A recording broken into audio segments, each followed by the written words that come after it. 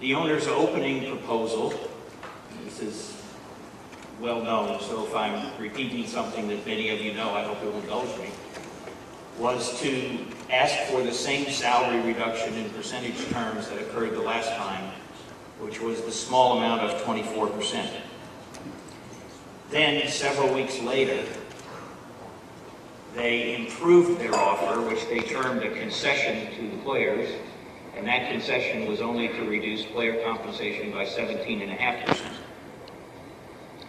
Finally, we got to the so-called 50-50 offer, about which there had been a lot of media speculation that this is what the owners were going for all along, because that's what the result was more or less in other professional sports.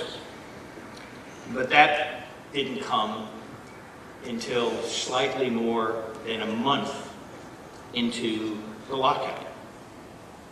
There is no other major hockey league in North America. There is no outsourcing problem. We can't move the plant to Bangladesh. The players were not enamored with these proposals.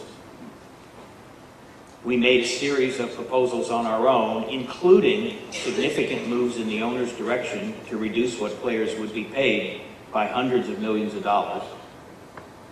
It was not sufficient, and the owners instituted a lockout for the third time in the last 20 years. You should not think, however, that this is a practice which is limited to hockey.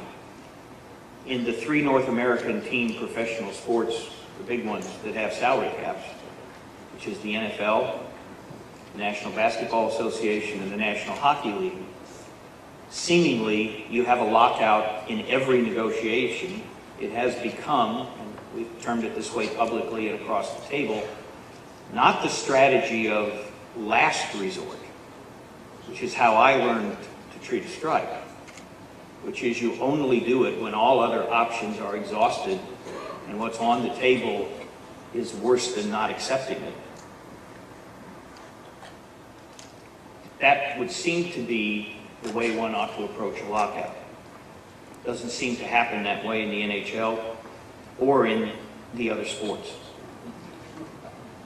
And when somebody says to me, what do hockey players have in common with other people that are in unions, other people that are attempting to negotiate collective bargaining agreements, other people that are attempting to improve or maintain the terms and conditions of employment that so many people over so many generations have struggled for, it is that it is basically the same situation. The industry is different. Nobody's going to pretend that the amount of dollars which flow through it are the same per employee as in others.